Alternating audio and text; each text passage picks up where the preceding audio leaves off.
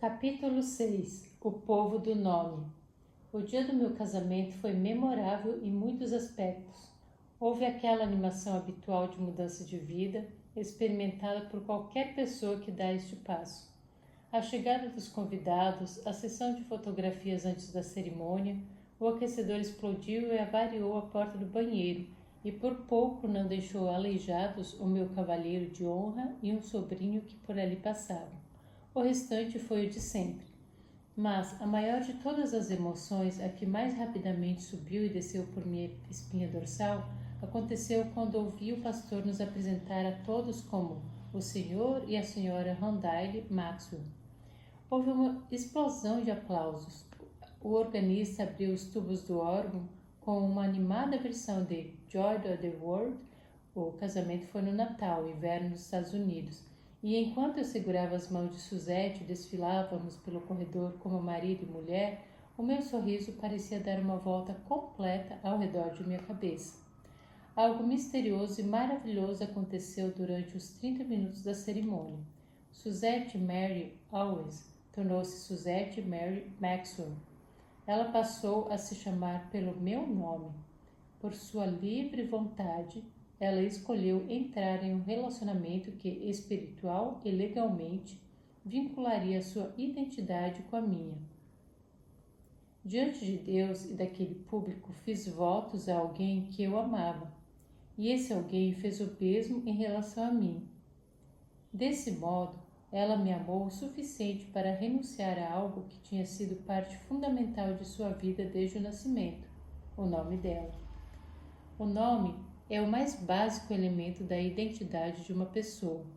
O seu nome estabelece quem você é, bem como onde você se encaixa na família humana.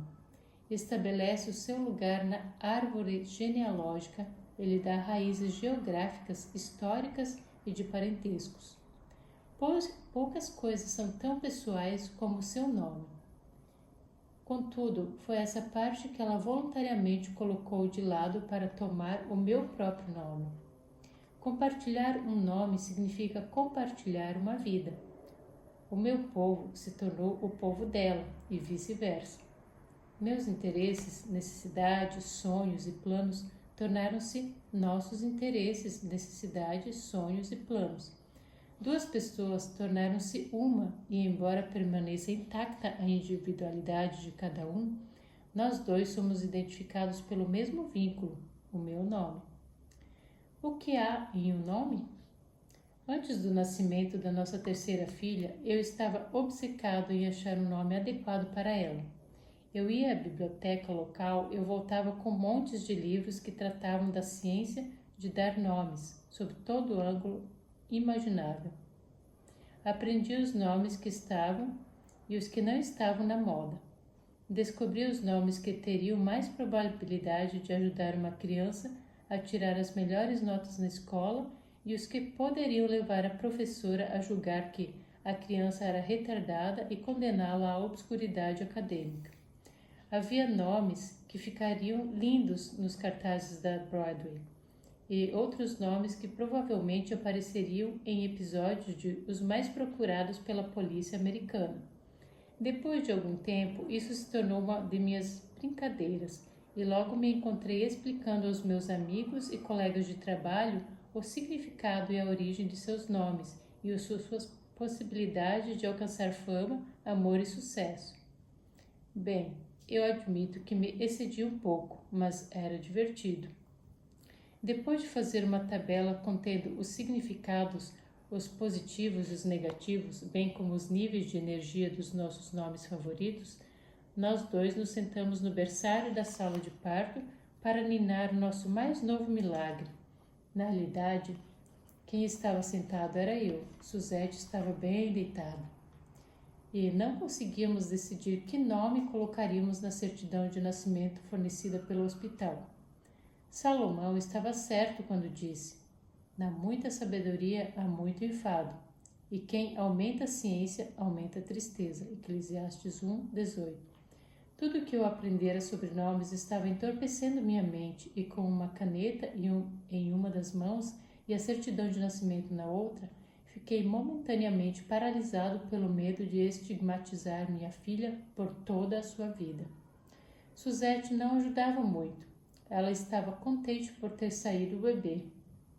Mais tarde, nós concordamos que o nome seria Daniele Simone, que significa Deus é o meu juiz e ouvido pelo Senhor. 2 sentimentos que desejamos sejam uma realidade para nossa filha. Quando ela ora, ela pode saber que é ouvida por alguém que a ama com amor eterno e que conhecia o nome dela antes dela nascer. Veja Jeremias 31:3, Salmo 139, 13 a 16. E um dia, quando ela comparecer perante o tribunal de Deus, ela saberá que o Deus que pleiteia o seu caso é também o seu juiz. E não há necessidade de temer quando você sabe que tem um amigo no tribunal. Veja Romanos 14:10, João 5:22. O meu próprio nome, Randai, uma forma moderna oriunda de Randolph, do inglês antigo, um pouco mais modernizada pela ortografia criativa de minha avó, significa lobo escudo. Não faço nem ideia do que isso significa. Prefiro o significado espiritual impresso nesses cartões, tamanho calendário de bolso que você encontra nas livrarias evangélicas. Achei um que dizia que Rand significa protegido. Ainda que alguém possa contestar esse significado, eu gosto da ideia de que meu nome leva a conotação de ser protegido por Deus. O que há em um nome? Nos tempos bíblicos, o nome significava quem você era ou deveria ser. Jacó, suplantador, você e eu diríamos o que tira vantagem. Viveu à altura do seu nome e tomou o direito de primogenitura de seu irmão Esaú. Davi, amado, tornou-se o maior e mais amado rei de Israel. Ele foi também a menina dos olhos de Deus. A esposa de Finéias, ao ouvir a notícia de que seu esposo e seu sogro haviam morrido e de que a arca de Deus havia sido capturada, entrou em trabalho de parto difícil e deu à luz um filho. Enquanto morria, deu ao filho o nome de Icabode. Foi-se a glória, dizendo: Foi-se a glória de Israel, pois foi tomada a arca de Deus. Imagine como deve ter sido o ambiente da escola primária para o pequeno Ica. O nome carrega consigo tradições, traços de caráter e atributos que definem quem você é e ajudam a revelar alguma coisa sobre as suas origens e procedência. Chamado pelo nome de Deus. Deus também tem um nome. De fato, ele tem muitos nomes. Quando Deus mostrou a Moisés como tornar as águas amargas em águas doces, ele fez uma promessa a Israel dizendo: Nenhuma enfermidade virá sobre ti das que enviei sobre os egípcios, pois eu sou o Senhor que te sara.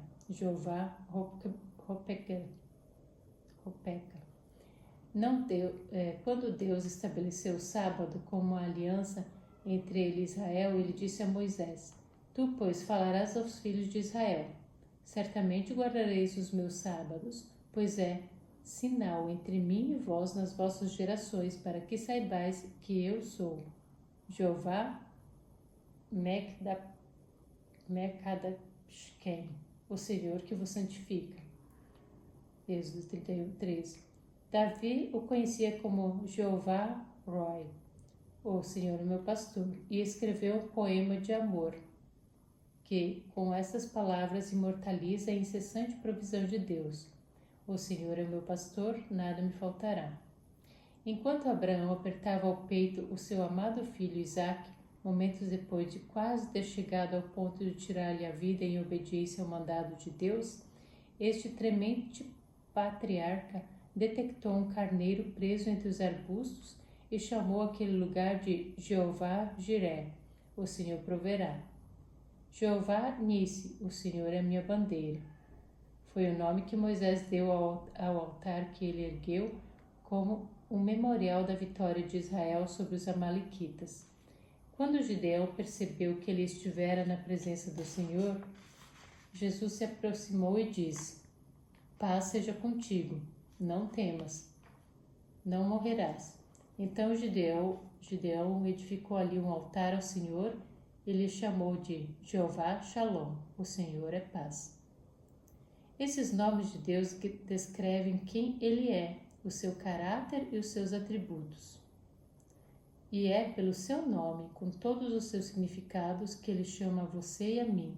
Quando você declarou publicamente o seu amor e a sua lealdade a Cristo, quer tenha sido numa tenda evangelística com a doce fragrância de pó de serragem a penetrar suas narinas, ou nas frias águas de um rio, ou no batistério de uma igreja diante dos rostos radiantes de seus familiares, e emergiu das águas batismais, você tomou o nome dele como o seu próprio. Você tomou a tocha da salvação, que passou de mão em mão através de uma imensa linha de seguidores do nome e recebeu de Deus a comissão de levar esse nome perante o mundo. Somos testemunhas do Senhor. Veja Atos 1:8. E, como tais, somos representantes do seu poder curador diante de um mundo enfermo pelo pecado, pois ele é Jeová Rofeka, o Senhor que sara.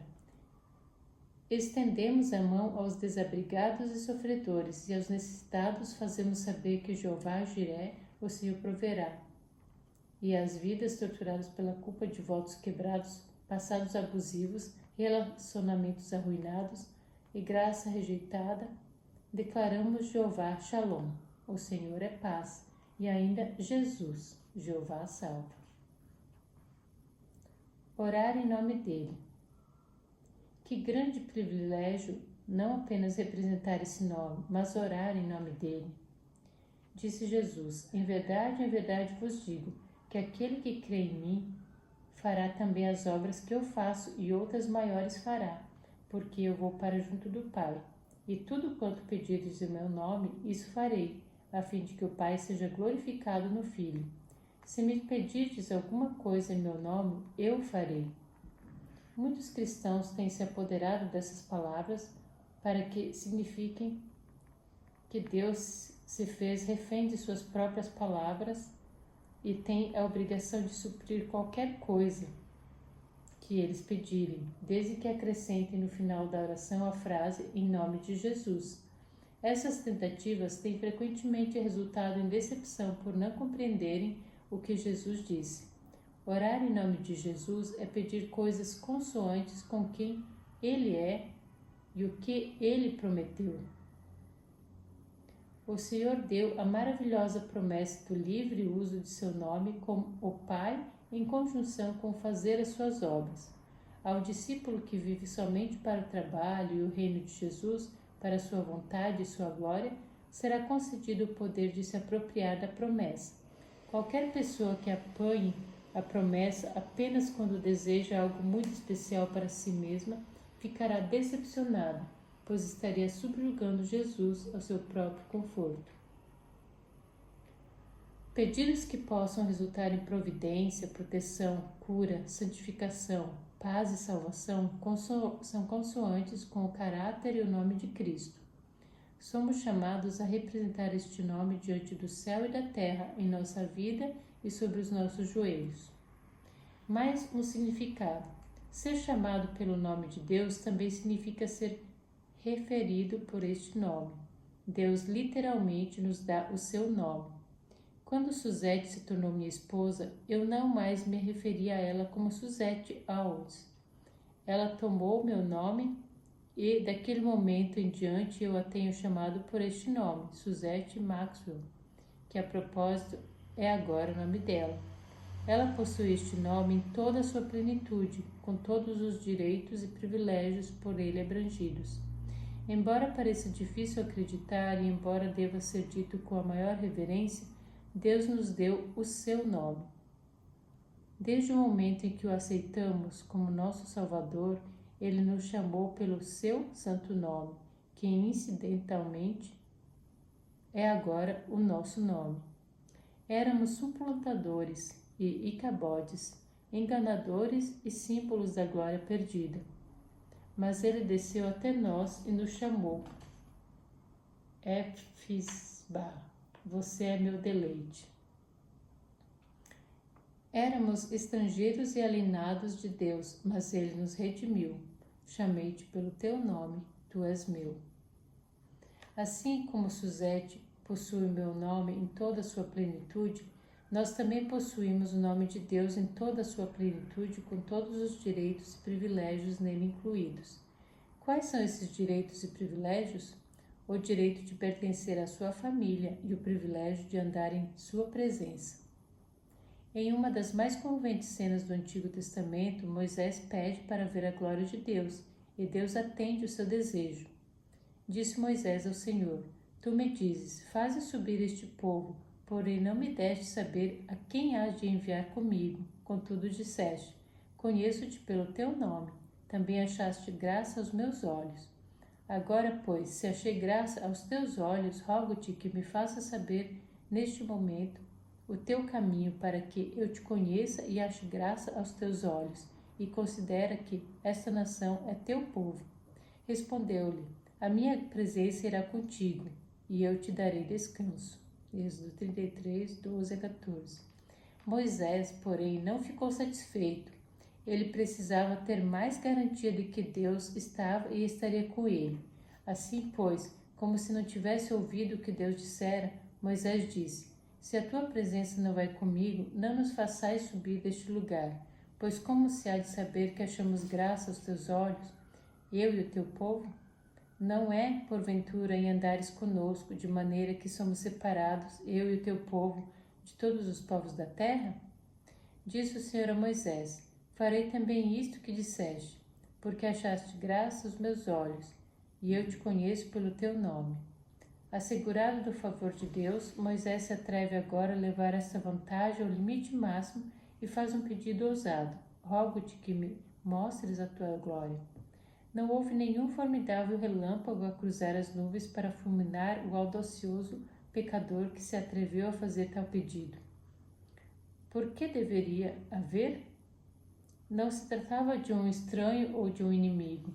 Moisés era amigo de Deus, um parente chegado, chamado pelo seu nome.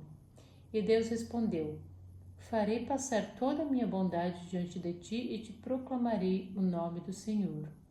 Deus sabia que Moisés não poderia ver sua face e continuar vivo, e por isso colocou-o na fenda de uma rocha e cobriu a entrada com a sua mão. Então, depois de ter passado, afastou a mão para que Moisés pudesse vê-lo pelas costas.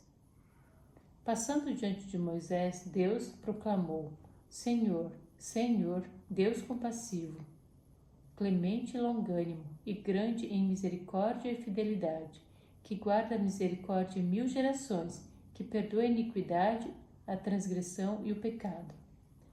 Você notou alguma coisa? O Senhor equacionou toda a sua bondade com seu nome. E o que disse Deus quando proclamou o seu nome a Moisés? Eu sou Jeová, o Deus autoexistente, eterno, compassivo e clemente, tardio em iras e grande em amor e fidelidade, e mantém o amor a milhares de pessoas, e perdoa a iniquidade, a transgressão e o pecado. Que Deus! Que nome! Não é maravilhoso o que Salomão disse? Torre forte é o nome do Senhor, a qual o justo se acolhe e está seguro? Provérbios 18, 10. Grandes mares se partiram à simples menção deste nome. Com esse nome foram esfriadas as chamas da fornalha ardente, fechadas as bocas de leões vorazes, cidades foram reduzidas a escombros e poderosos exércitos foram expulsos.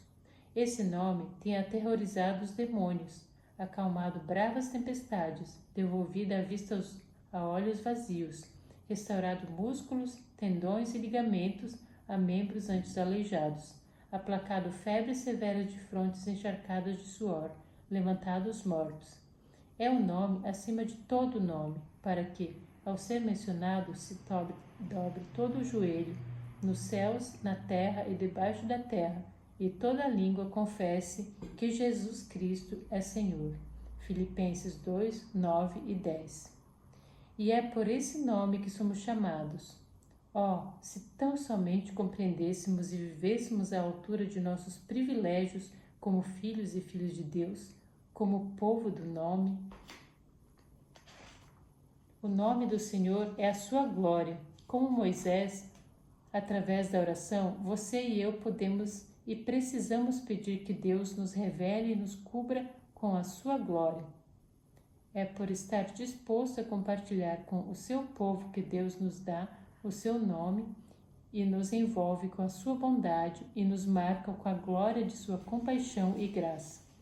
O chamado à oração é o chamado para primeiro receber e depois revelar a glória de Deus, para experimentar e viver em sua venerável presença. Não é a voz de um estranho ou de um inimigo que está nos chamar. É a voz de alguém que nos conhecia e nos amava com amor eterno antes de nascermos. Salmo 139, 13 e 16.